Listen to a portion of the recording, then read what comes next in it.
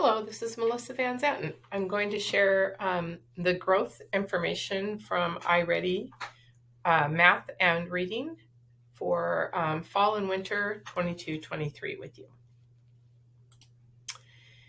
So this chart will show you the fall scores and the winter scores for kindergarten through fifth grade. And this particular graph is for math, I should say. And if you look at kindergarten, for example, in the fall, 86% of their students are in the yellow, which is one grade level below, and below grade level, by the way. 9% are in the early on grade level, 5% are mid to or above grade level.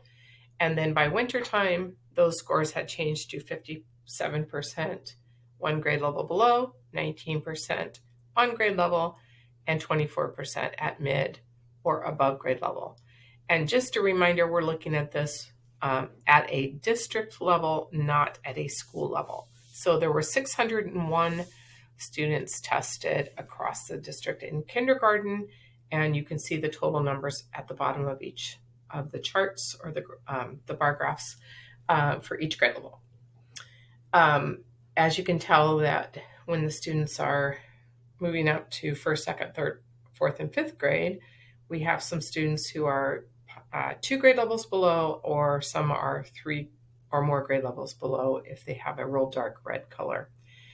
Also in the upper right-hand corner of this particular chart, that says score reversals, 5 to 12%. And what that does is IReady puts that on there just to bring it to our attention that we have one grade level at least that had some scores that went down in growth overall between fall and winter. And for us, that happened to be fifth grade for this year. This particular graph shows us how students are doing on the left side. It's about low performance, and the bottom side is low growth. The upper half of the graph is high growth. The right side of the graph is about high performance. The bottom side is low growth, and the top side is high growth. Ultimately, we would be really happy if everybody was in high performance, high growth, but seriously, we're really happy if we're making growth. So that's a good thing. It looks like the national median is where the dashed lines are, which is at the 60th percentile there. And it looks like we have Schultes, who is above the line there. So they are in the currently low performance, high growth. So that means since fall to winter, they have made some significant growth. And you can see where our other schools are located by looking at the dots with the names next to them. And once again, this is math. If you want to look at the same exact chart by grade level, as a district, our second grade team is just a hair above the national median. And you can see where our other grade levels are scoring currently. And once again, this is growth from fall to winter. And this is math. We are now switching over to reading. So for reading, once again, same exact graph that you saw for winter. And this one is showing you what each grade level showed for fall and then for winter. And you can take a quick look at that. And we also have a score reversal showing 5 to 12% of not making as much growth.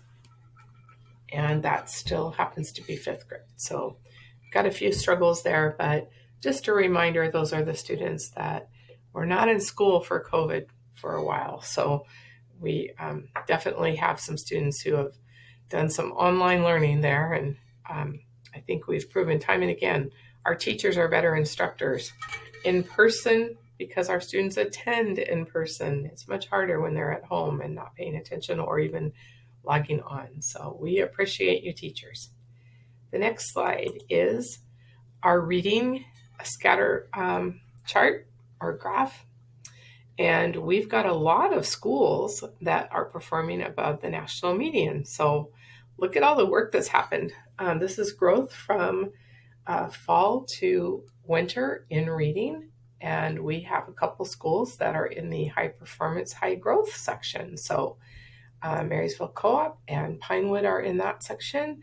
And several schools are above the 70, it looks like it's about the 68th percentile there. So hard work going on.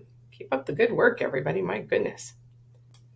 This scatter chart also shows how many by grade level are performing above the national median in reading. And fourth grade, my goodness, look at you guys. Very nice. And kindergarten and first grade, once again, this is about growth. And our students, I would expect, weren't doing a lot of reading in the beginning of the year because this is what you're teaching them, is how to read. So keep up the good work, everybody. And anyway, I am just here to report. So I hope that you continue to have much success in your classrooms and have a wonderful spring.